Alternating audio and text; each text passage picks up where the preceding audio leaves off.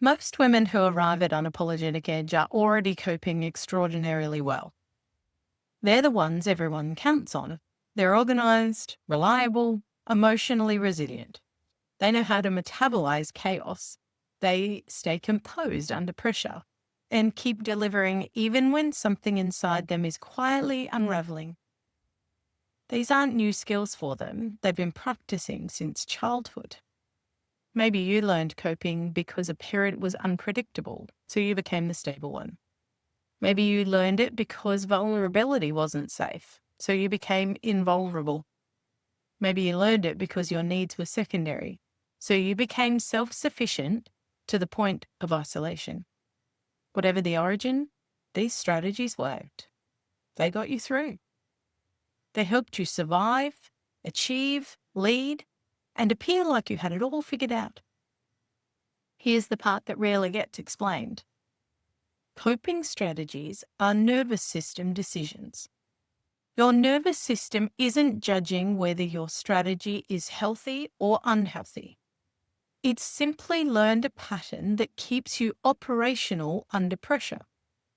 It's been trained to override fatigue signals, dismiss discomfort, suppress the softer emotions, and stay in a state of readiness. And for years, this works brilliantly. You function at a level that impresses people. You manage what would collapse most people. You've built your entire identity around being capable, steady, and in control. But here's what nobody tells you. A nervous system trained for constant demand, for sustained hypervigilance, for perpetual control, eventually stops recognizing relief. Rest doesn't feel restorative. It feels uncomfortable, even dangerous. Time off doesn't recharge you. You're restless, guilty, already thinking about what needs to happen next. Slowing down can trigger actual anxiety because your system has learned that slowing down means losing control. You start reaching for stronger coping tools. More planning, more control, more busyness, more achievement, more distraction. You optimize your sleep routine. You improve your nutrition, you add meditation, you get a coach, you sign up for the course. And for a moment, it helps. But then the friction returns because you're essentially asking a system designed for override to downshift by adding more sophistication to the overdrive. It's not resolution, that's just higher level coping. Let me be specific about what this actually feels like, because I've been there. You're lying in bed at 2 a.m. thinking about that email. You've got excellent sleep hygiene, but your nervous system doesn't care. It's programmed to monitor for threat. You're at dinner with your family, and instead of being present, you're running through tomorrow's schedule. You've read all the presence books. You know the theory, but your system is job-coded to stay ahead. You snap at your partner over something small and feel immediately guilty because you know better. But underneath that guilt is exhaustion. The bone-deep kind that another productivity hack won't touch. You're successful by every external measure. You feel hollow, like you're performing your own life rather than living it. You've tried everything. Therapy, coaching, journaling, exercise, better boundaries, and some of it helps temporarily. But nothing actually resolves the underlying pattern. That's because coping strategies aren't the problem. The problem is the nervous system that requires them. The problem is that your body has learned over decades that safety requires control, that love requires earning, that rest is dangerous, that your worth is tied to what you produce. Those aren't thoughts you can think your way out of.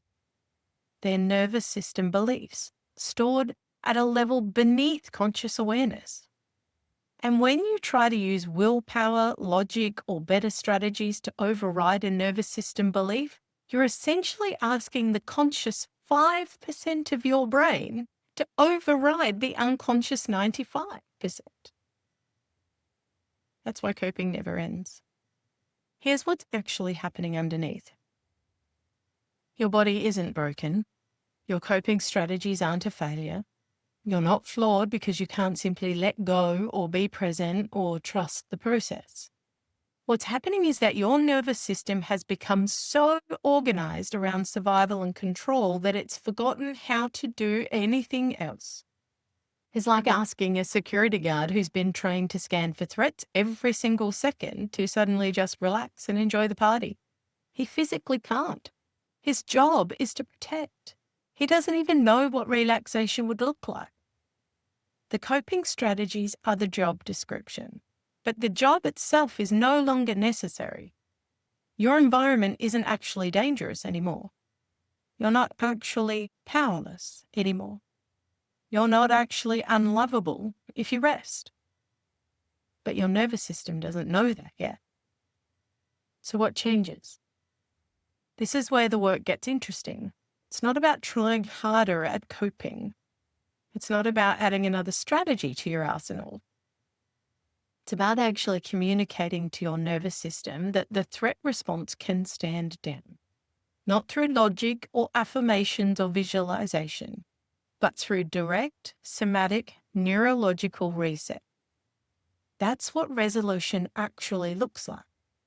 Not learning to live with the pattern better, not managing the symptoms more effectively, but genuinely, structurally shifting what your nervous system believes about safety.